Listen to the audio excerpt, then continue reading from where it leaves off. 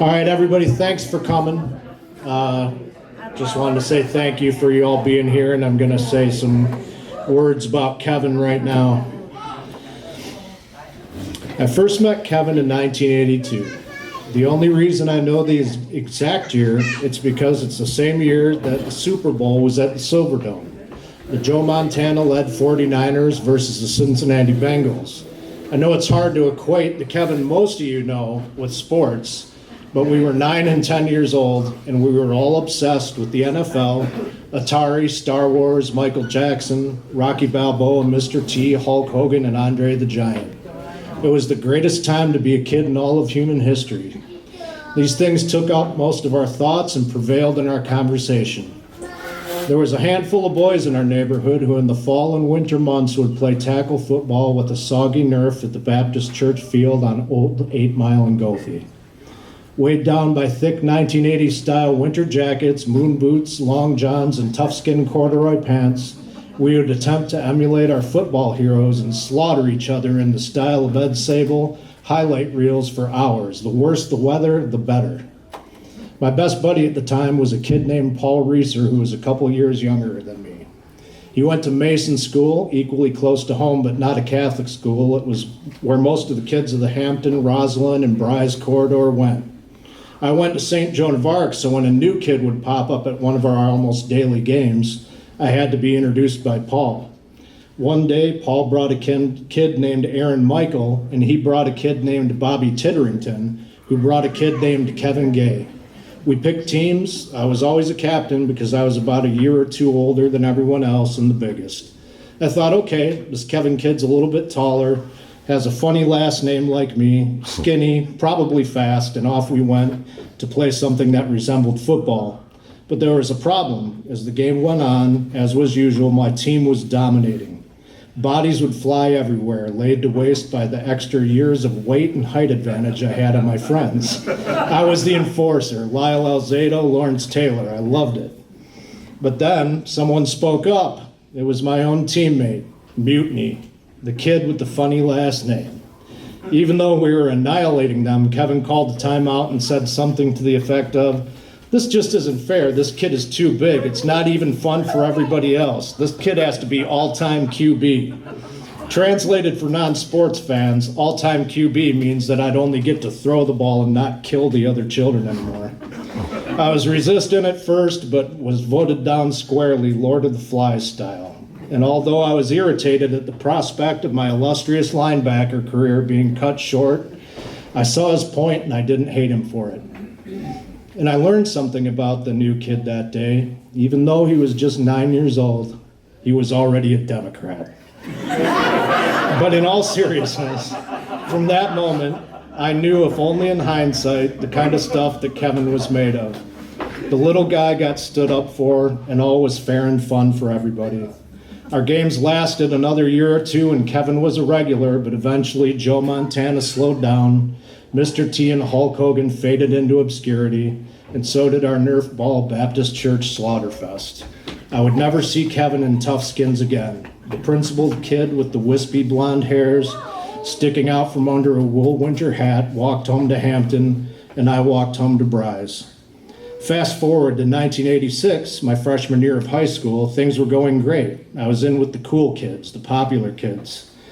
Until one day they realized that I hung out with a lot of the kids from out back, which is what the designated smoking area was called at my high school. It was the 80s, okay?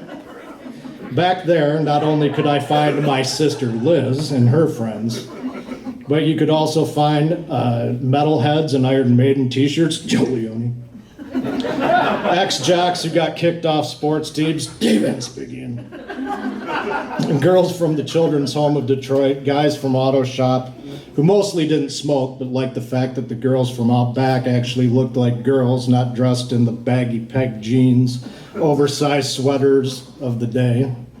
It was decided once again that amongst my wealthy and popular friends that this was not acceptable. And once again, Lord of the Flies style, I was voted down and out. I was dead to them. I was banished to outback kid status. Turned out to be quite fine after all. These kids weren't interested in such triviality as popularity or what clothes were popular. Many of them had adult issues to contend with, neglectful or absent parents, or altogether broken homes, but they all had personality, courage, talents, and abilities. I didn't find that so much at the front end of the school. I had found my tribe. And that's where I met a kid named Tony Palante, a talented artist, slight British accent, wavy blonde hair, fearless, funny as hell, a little short, extremely near and farsighted, but way too much of a ladies' man to wear glasses. He'd been in this country for about 5 years, but never went to any of my schools. We became fast friends. However, still trying to keep one foot in the land of popularity, I was reluctant at first to meet a handful of his friends who were still in the 8th grade. If you were in high school, you just didn't do that, hang out with middle school kids. These kids were Spencer Perry, Joe Blasco, and Kevin Gage. All names I had heard but had no faces to match. Then one day in what must have been early 1987, Tony wanted to stop at his friend Kevin's house. They lived on the same street, opposite sides of Mac, one of the 8th grade kids. We walked up to the door, but instead of knocking, he just walked right in. Before I met the kid, I met his whole family, his mom, Mary, dad, Chuck, his 2 little sisters, Jenny and Teresa. They were milling about the kitchen and the dining room. Girls' toys were in. Johnny Rooftop is calling me. Johnny Corona, everybody. Girls' toys were scattered about, and I heard the faint sound of guitar coming from the back bedroom on the left. When we went back and opened the door, I didn't recognize the kid immediately. He was lanky, tall, wore glasses, had a fuzzy feathered auburn mullet parted down the middle, and a room full of posters: Slayer, Dokken, Metallica, Celtic Frost, Kathy Ireland, Samantha Fox, Al McPherson. But most impressively, he sat there hammering out fairly difficult scales on a reddish-orange Epiphone Flying V guitar, very metal. He was already good, though he'd not been playing for very long. By this time, I'd been playing drums for about 3 years. I was 14, Kevin was 13. Though not particularly a metal fan, I immediately saw an opportunity for someone to jam with. I never before or since had such a quick connection with someone. I even went home and told my mom and dad that I met a really cool kid that I could talk to. I was having kind of a hard time after being ditched by some of my other friends. Kevin made the transition seamless. I could be myself around him. We talked and we walked everywhere we went, spring, summer, fall, and winter. Most of the time we were looking for our friends or a party. Didn't have any cell phones back then. Little did I know that while we were looking for a party or playing music together, we were creating a bond that would pass the test of time. Soon after, Kevin would join Tony and myself in high school, where we would round out the group that became our lasting social circle. The core group of guys: Kevin, myself, Mike Mullins, and Tony Palante, and a little later, Pat Jarvis. You'd be hard-pressed to ever find any one of us apart from the others for years and years to come. Kevin and I got to know each other's families, likes and dislikes, musical tastes and talents. We talked about everything under the sun, often until the sun came up. We talked about everything from girls to world politics to bizarre stories we'd often write down. We worked several jobs together, a trend that would last for years. Characters came and went, as did our first girlfriends. High school was over. As we all know, oftentimes high school friends kind of drift apart, but Kevin and I never did. Nor did our core group of guys and girls. We were as tight as ever. We moved out of our parents' houses almost immediately, not because we had bad home lives, quite the opposite. We just wanted to be out on our own. First we had the house on Dupre, then the infamous Lodwick house, and then lastly, Rossiter. We worked at Kroger, the city of Grosse Pointe Farms, the Grosse Pointe War Memorial, and Demarest wine distributors together. Despite being around each other pretty much 24/7, having completely polar opposite political and religious beliefs, and perhaps having a girl or 2, or 3, or 4, maybe 5 in common, we never had an argument that lasted more than a day. I doubt even an hour, because honestly, if we did, I can't remember a single one, though I bet Mike Mullins does. We created constantly. We had hours and hours of 4-tracks taped, 4-track tapes full of music we wrote. Some of it would have made Frank Zappa blush. Screenplays, video shorts, huge catalogs of art, and even a comic series that was called Adventures of Joe and Kev. We created a whole new holiday just for the two of us every April 19th, and we joked that if we didn't celebrate it, very bad things would happen. It was elaborate, and to us it was hilarious. Everyone knew about Jerky Day, but didn't know quite what it was. I'll just say it involved driving around aimlessly, beef jerky, Hostess fruit pies, and Motley Crue, and screaming lines from the 1972 Sylvester Stallone film Death Race 2000 at unwitting pedestrians. But mostly it was a chance for the two of us to plot our next moves of what we would do that coming summer, trips to take, parties to host, concerts we wanted to see. We didn't miss a single one for 20 years, and when life got in the way, we did stop celebrating it, and just as we knew it would, the world went to shit. Come on, that's fine. During the time we lived on Lodwick, we constantly hung out at a bar called Point Billiards. It was the place to be on Thursday night, and if you were in your 20s on the east side in the early 90s, Thursday night was the only night that mattered. The place was mere steps from our front door, and they hosted a $1 beer night with no cover charge for the ladies. It was one such Thursday night that I was introduced to a couple of girls by a friend, Irene and Suzanne. They were like a girl version of myself and Kevin. Best buddies from way back, inseparable. It was rare to see one without the other. When Kevin met Irene, it was pretty apparent to other people, except for maybe the two of them, that they clicked. They didn't start dating for a couple of years till after they met. Irene told me recently, I knew from the first time we had drinks, just the two of us, that this guy was either going to be my best friend or my husband. I never dreamed he'd end up being both. Just observing them together, you could see that they were true partners. If you don't believe in soulmates or destiny, then you didn't spend much time around Kevin and Irene. You'll never meet any two people more meant for each other.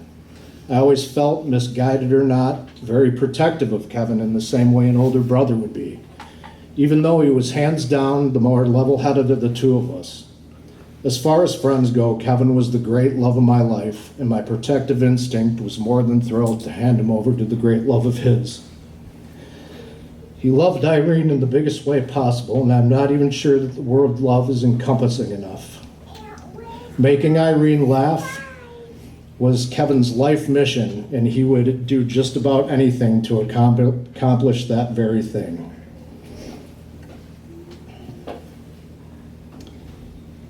When they got married, I knew that they would always be together and that I had a new, welcome, and very much wanted and loved member of my family. Many times when guys get married, they partially lose a connection with their friends. Irene didn't disconnect Kevin from his friends. She enhanced his friendships and gave them the kind of depth that you'd normally only get from blood-related family. In sickness and in health, she took the very best care of my best friend, and I'll love her forever for it. So many things have been racing through my head since I said goodbye to Kevin that night in the ICU. Without him, there's so much less of me. My thoughts all start out with self-pity and heartbreak for Irene, Mary, Jenny, and Teresa, and for all of you. I haven't been able to shake the pit in my stomach. However, and I don't believe by accident, my mind starts to flood with great memories, decades of fun and hilarious memories. So many true and outrageous stories, memories of me on drums, him and Mike on guitars, and the way we could communicate in a silent language from years of playing together. Frequent trips to New York, Chicago, Toronto, Charleston, and so many camping and up north trips. All the time we spent in Ann Arbor visiting Andrea's sister Michelle. Hundreds of local and national concerts, sleeping on the beach after being thrown off of Mackinac Island, laughing until we couldn't breathe. All the walking, all the talking, the car rides, the inside jokes, the bizarre humor, all the times we sat down in the hippie room on Hampton with his parents getting our musical education from Chuck, Kevin's dad, who he loved so very much. Memories of just last summer around the fire pit in my backyard, where he had tears of laughter rolling down our faces. Over the years, Kevin had developed an almost Dave Chappelle-like timing in his storytelling, and once in a while he'd pull out one that even I hadn't heard. Watching his little sisters grow up from almost babyhood to adult women with children of their own. Memories with Mike, Tony, Pat, Andrea, Pat Pisagna, Kelly, Marky Anarchy, Jack and Jeff, and all of his and our many friends. All the hours at Steak and Egg, Travis, Monty's, crazy nights at Point Billiards, the Impound, and of course, the Tap Room. He was loved by so many people and for very good reason. Kevin was honest, generous, brave, tolerant, open-minded, thoughtful, hardworking, and incredibly talented in music, art, creative writing, and computer technology. He hated the thought of hurting anyone's feelings and was every bit as smart as he was genuinely funny and kind. He, much like his dad Chuck, was the organizer of all our social lives for years. He was the documentarian of all our history and the very best at bringing people together. It's a tremendous skill, and Kevin had it. Everyone wanted to be around him. I never realized just how essential his approval and encouragement were to me. Even though I'm glad I got to hold his hand and say goodbye that terrible day, I'll never let him go. I can't. Kevin, in all of his forms. The skinny little blonde boy with principles beyond his years. The mulleted teenager with the flying V guitar and black leather jacket. The 20-something handsome man with the gold Les Paul. And the grown man who never left my side when white life threw me pitches that were way too fast to hit. My co-worker, my roommate, my travel companion, Irene's husband, Mary and Chuck's son, Jenny and Teresa's brother, my brother. I will think of you every day and love you until the day I die and beyond that, forever, where you're still very much alive and well. Thank you, everybody. Appreciate it.